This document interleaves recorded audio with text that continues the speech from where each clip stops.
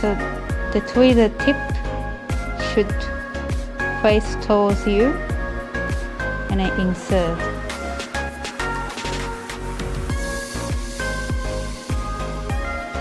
And then light should be on the thumb side.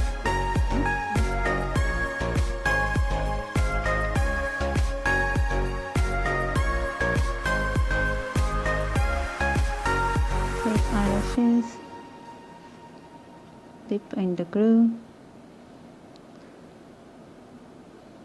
take a little bit more glue than usual.